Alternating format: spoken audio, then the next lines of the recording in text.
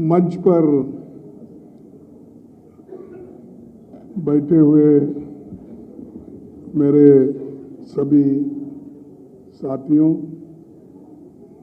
और यहाँ पर पधारे हुए मीडिया के मेरे दोस्तों और पार्लियामेंट के सदस्यगण, आज हम आपके सामने इसलिए आए हैं कि ये जो बजट सत्र का दूसरा चरण 13 मार्च से 6 अप्रैल तक जो चला और इसमें कौन सी घटनाएं घटी और पार्लियामेंट को किस तरीके से सरकार के लोग ट्रेजरी बेंचों ने इस बजट को चर्चा में नहीं लाने का जो पूरा प्रयास किया, उस बात को मैं आपके सामने रखना चाहता हूं। मोदी सरकार डेमोक्रेसी के बारे में तो बहुत बातें कहती है, लेकिन जो कहती है उसके तहत चलती नहीं। और आपको एक ही उदाहरण बताऊं, 50 लाख करोड़ का बजट केवल 12 मिनट में पास किया गया और वो हमेशा कहते गए कि अपोजिशन पार्टी को इंटरेस्ट नहीं है, वो डिस्टर्ब, लेकिन डिस्टर्बेंस तो रूलिंग पार्टी से हुआ। और जब कभी हम बोलने के लिए उठते थे और हम नोटिस देते थे, नोटिस की चर्चा की मांग जब करते थे, तब वो हमको बोलने नहीं देते थे। और ऐसी पहली बार हुआ। मैं भी अपने जीवन के 52 साल समाप्त करके 53 साल में कदम रखा हूं, भी नहीं देखा। मैं 5 साल लोकसभा में भी था अपोजिशन लीडर, ऐसा वक्त कभी नहीं आया। और यहाँ पर 2 साल से मैं देख रहा हूँ कि यहाँ पर खुद ही रूलिंग पार्टी के लोग ही डिस्टर्ब करते हैं। और इसका उद्देश्य यही है, जो हमने मुद्दे उठाए हैं, खास करके अदानी के इशू पे, सारे 18-19 पार्टियां एक होके एक कॉमन मुद्दा था कि अदानी को इतना महत्व क्यों दिया जा रहा है और अदानी की संपत्ति केवल 2.5 साल में 12 लाख करोड़ कैसी बनी और सरकार से पैसा लिए,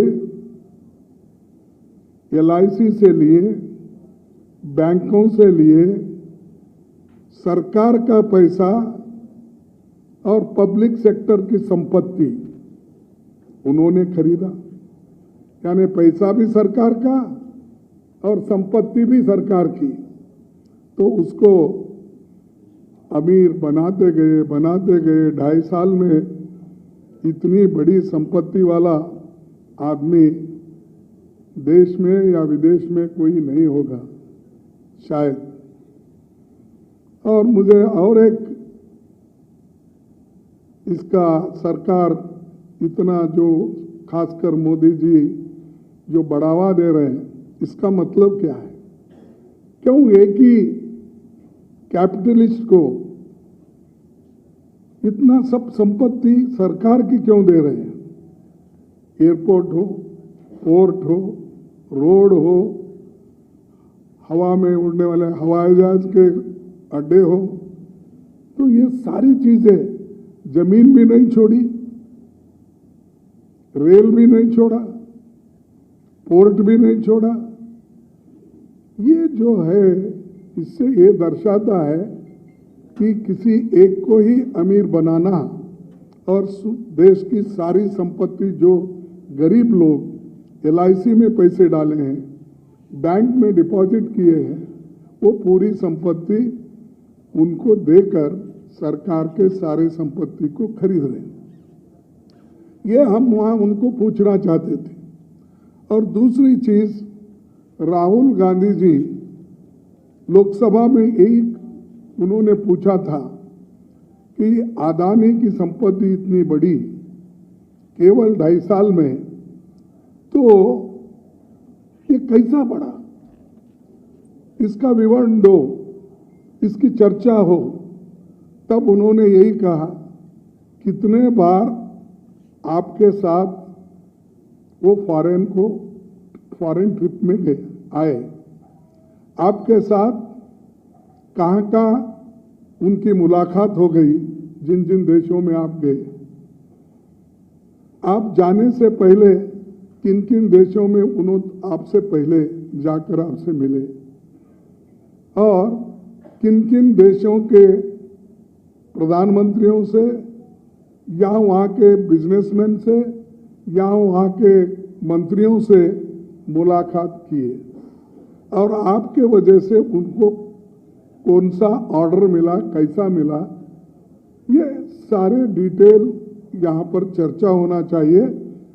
इसीलिए हम JPC की मांग कर रहे थे, जॉइंट पार्लियामेंट कमेटी की।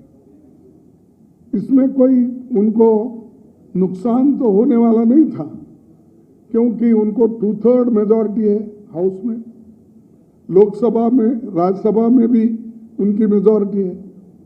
जब कमेटी कॉन्स्टिट्यूट होती है तो मेजॉरिटी मेंबर्स आपके रहते हैं, इसके बावजूद आप JPC कॉन्स्टिट्यूट करने को क्यों डर रहे हो? ये हमारा पहला सवाल है। मेंबर तो आपके ज्यादा होते हैं, लेकिन हमको एक फायदा होता है कि ज्वाइंट पार्लियामेंट्री कमेटी कॉन्स्टिट्यूट करने से सारे दस्तावेज, कागजात, डॉक्यूमेंट एग्जामिन करने के लिए अपोजिशन पार्टियों को एक मौका मिलता है। इसीलिए, और वो एक ट्रांसपेरेंसी उसमें रहती है, तो इसीलिए हमारी मांग थी। उसको उन्होंने नकारा और उसके बारे में वो कुछ भी कहने को तैयार नहीं है। इसीलिए ये मुद्दे जो राहुल जी ने उठाए थे, उसको उन्होंने अलग करके दूसरा ये इशू डाइवर्ट करने के लिए उन्होंने माफी मांगो, तुम यूके में जाके ऐसा बोले, ये करे, वो करे, ये बोले। अरे यहां सवाल है पार्लियामेंट का, यहां सवाल है घोटाले का, यहां सवाल है जो जिसने देश की संपत्ति को लूटा गलत तरीके से, अपने शेयर्स को बढ़ावा दिया और छोटे छोटे शेल कंपनीज बना के करोड़ों रुपए उसमें लिए। इसका सवाल है।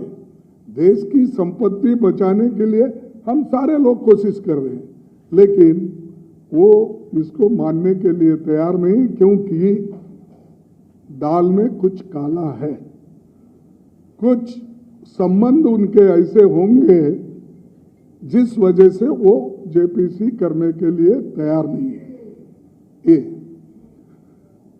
और तीसरी बात कि प्रधानमंत्री खुद सदन में नहीं रहते, सदन जब चलती है तो दौरे पे रहते हैं, सदन जब चलती है तो इलेक्शन प्रचार में जाते हैं। ऐसा कभी नहीं हुआ, कोई भी नहीं किया ऐसा।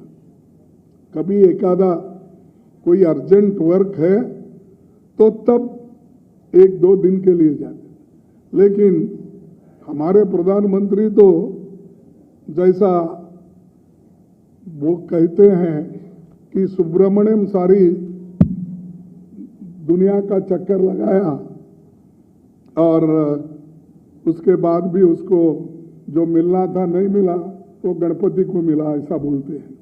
क्योंकि गणपति बैठे जगह बैठा और वो बोला तो सारी दुनिया यहाँ शंकर के पास, पार्वती के पास है, तो तुम तो दुनिया भर फिर क्या है, मैं तो यही बैठा हूं। तो इनका उद्देश्य क्या है कि बाहर फिरते रहते हैं, लेकिन पार्लियामेंट में जो आंसर देना, लोगों को बताना और लोगों के लिए जो डेवलपमेंट काम करना, इंफ्रास्ट्रक्चर काम करना, इसके बारे में वो तवज्जो नहीं दे रहे। पुराने रेलगाड़ियों को नए इंजन लगा के हर जगह हरी झंडी फहराती। अरे मैं तो एक ही साल में 27 ट्रेन छोड़े थे, वाराणसी को और वैष्णो देवी को, और उसके बाद हमारे राजस्थान में अजमेर को। हमने कभी हरी झंडी लगाकर प्रचार नहीं किए। वहीं पर वही इसमें अब दिल्ली से हरी झंडी एक भाषण, मंगलुरु को हरी झंडी एक भाषण, और चेन्नई बॉम्बे से एक हरी झंडी भाषण, भोपाल वो एक। अरे एक रेल छोड़ने के लिए आपकी जरूरत है, वहां का एमपी है, वहां का इंचार्ज मिनिस्टर रहता है, लेकिन इन्हों जाके प्लेटफॉर्म में लंबे करके दूसरे कोई काम नहीं किए। मैं एक ही स्पीड से इतना काम, क्या पटरी भी आप ही डाले थे क्या?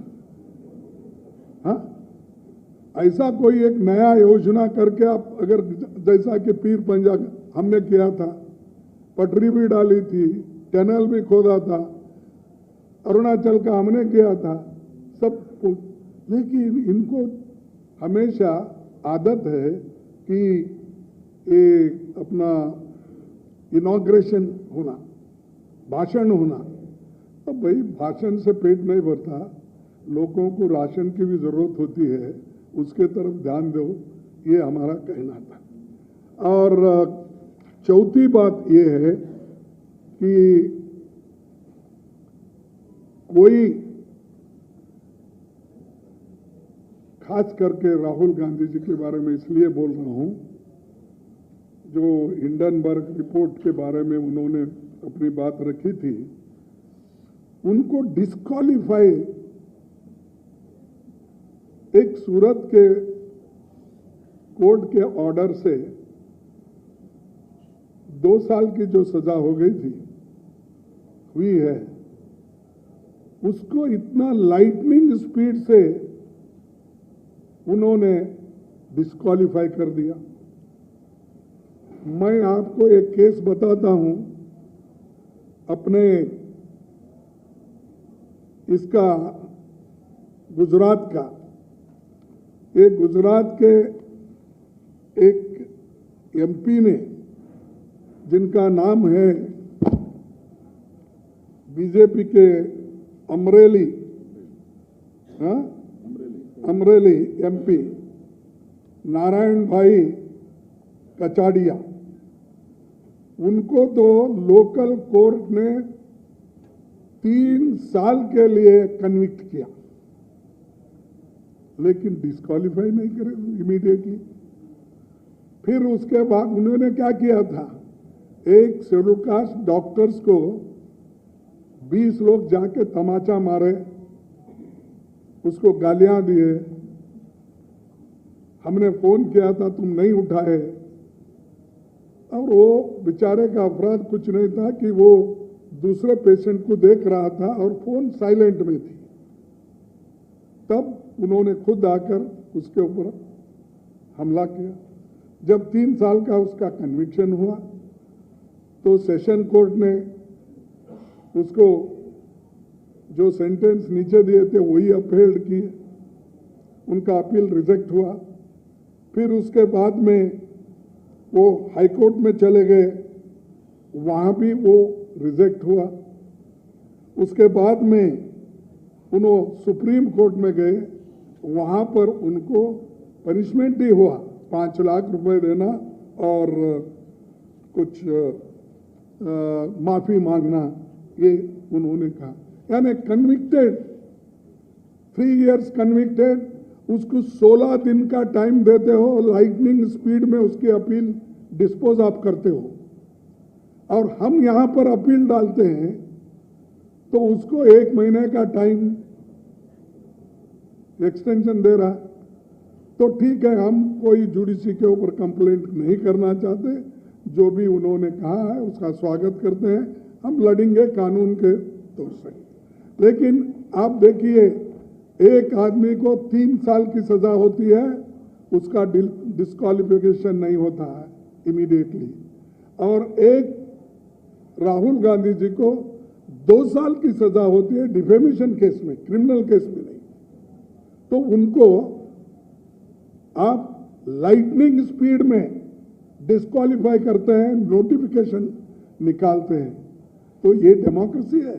अगर कोई गए नहीं, हमारे देश में रूल्स के मुताबिक, कॉन्स्टिट्यूशन के मुताबिक, बिजनेस एडवाइजरी कमेटी के मुताबिक अगर नहीं चल रहे पार्लियामेंट, अगर कोई कहे तो ये गुनाह है और ये दिखता है। लेकिन मुझे मालूम नहीं इसको किस ढंग से हमारे मीडिया के दोस्तों लेते हैं, वो मैं उसको ज़्यादा बोलने नहीं जाता। और इनकी जो ये हो गई, 23 मार्च को कोर्ट ने ऑर्डर दिया, 24 को लोकसभा सेक्रेटरीट में आया और 28 को लोकसभा सेक्रेटरीट ने नोटिफिकेशन निकाल के यहाँ तक बोला कि राहुल जी अपना रेसिडेंस भी खाली कर दो। ये है न्याय, इसके लिए हम लड़ रहे हैं, न्याय के लिए लड़ रहे हैं, डेमोक्रेसी के लिए लड़ रहे हैं, हम संविधान के तहत चलो इसके लिए लड़ रहे हैं। और हमने जो कानून, बिजनेस एडवाइजरी के जो बिजनेस रूल्स होते हैं उसके तहत हम चल रहे हैं, लेकिन मोदी सरकार उसके तहत चलना नहीं चाहती। और हमारे मुद्दे बहुत थे, हम सभी, मैं सबको धन्यवाद देता हूं, हमारे जितने भी अपोजिशन पार्टी के लीडर्स हैं यहाँ बैठे हुए, सबको आई कंग्रेचुलेट देम।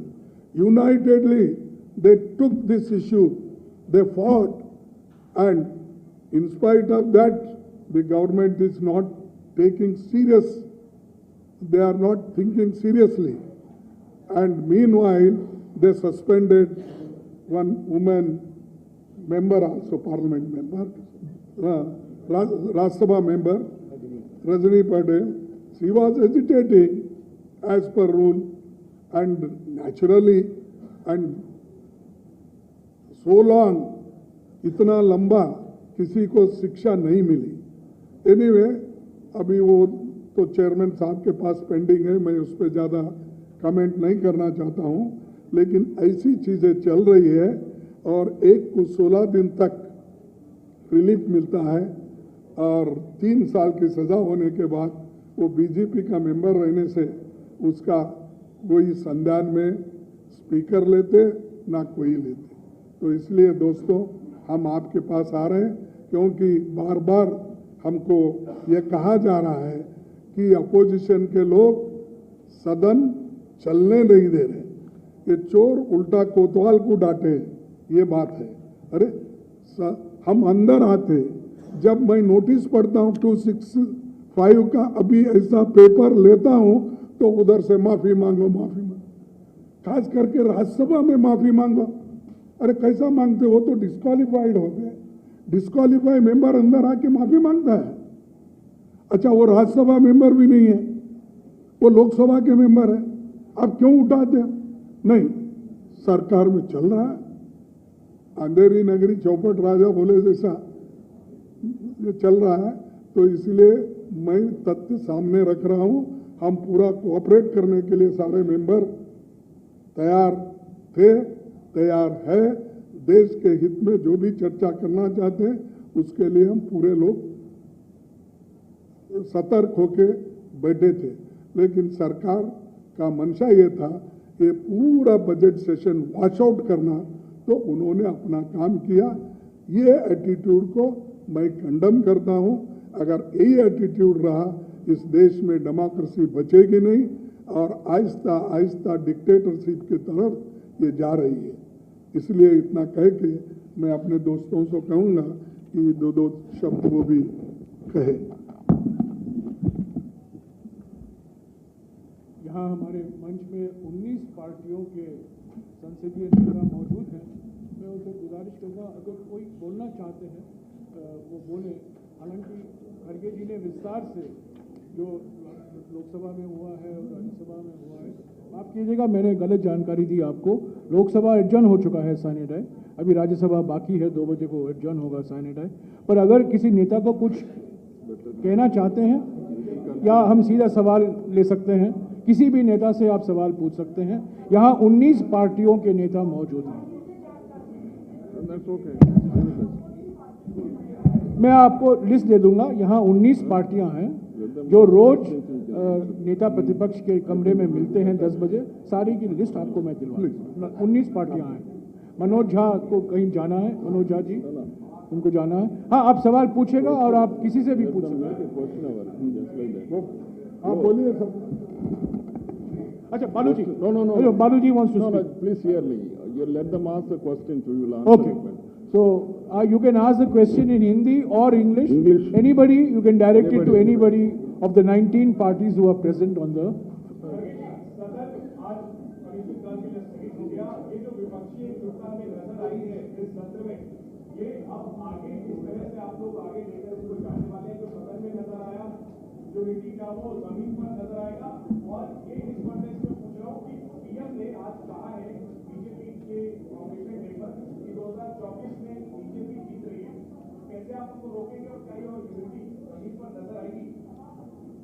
देखो, जमीन पे ही बैठे हैं हम सभी लोग और हम एकता जरूर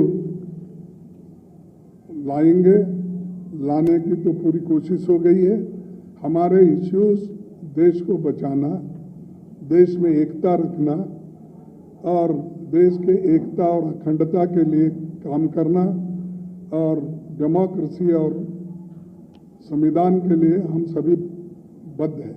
अब मोदी साहब बोलते हैं तो शायद उनको ग्राउंड लेवल पता नहीं लग रहा होगा कि लोग बेजार हो गए इन्फ्लेशन से और लोग बेजार हो गए अनएम्प्लॉयमेंट से, लोग बेजार हो गए जो ये डेमोक्रेटिक पद्धति में उन्होंने अपना बदलाव लाया है।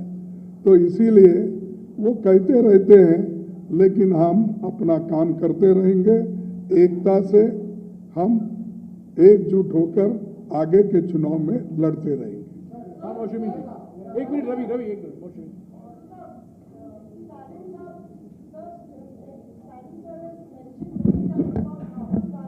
Yes. Yes.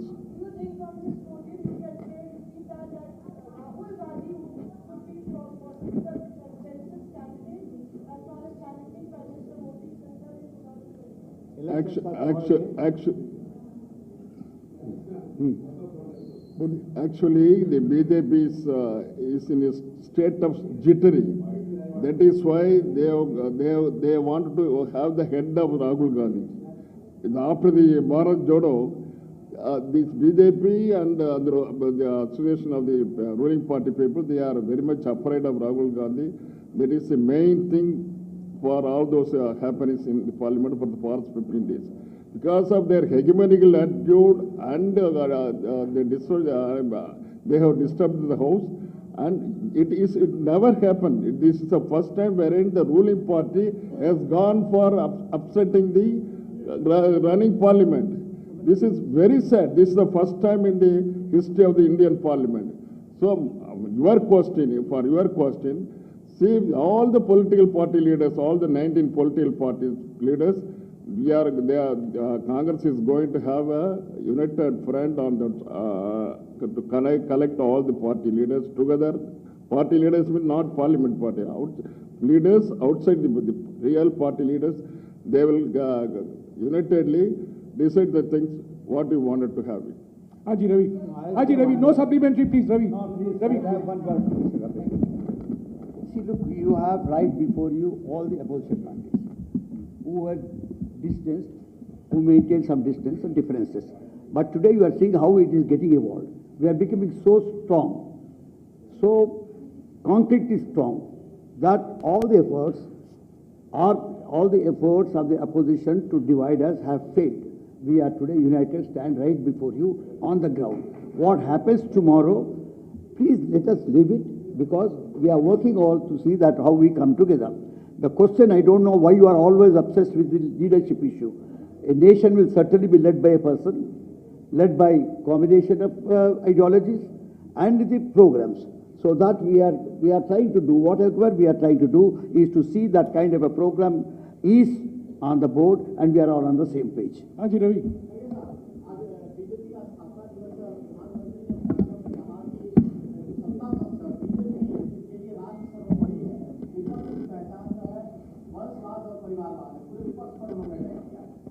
वंशवाद आप बताइए 1990 के बाद कोई गांधी परिवार का प्राइम मिनिस्टर बना है, कोई मिनिस्टर बना है?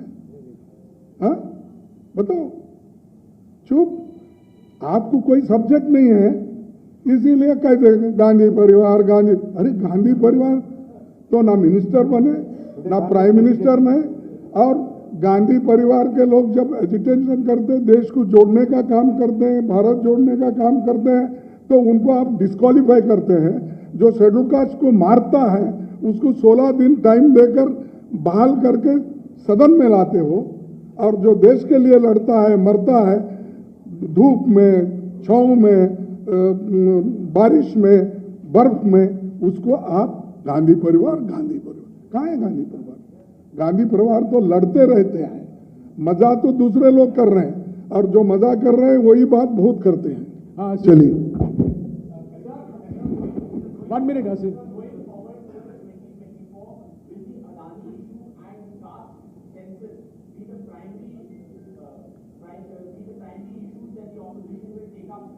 You see, 1 minute. All issues we'll discuss in common platform later on, our party presidents. Now we are parliamentary leaders, and we will we have come here to apprise you what has gone in parliament. So that business we are telling before you. Rest we'll speak when we meet all our program, and caste census is one of our foremost agenda, that we are for that.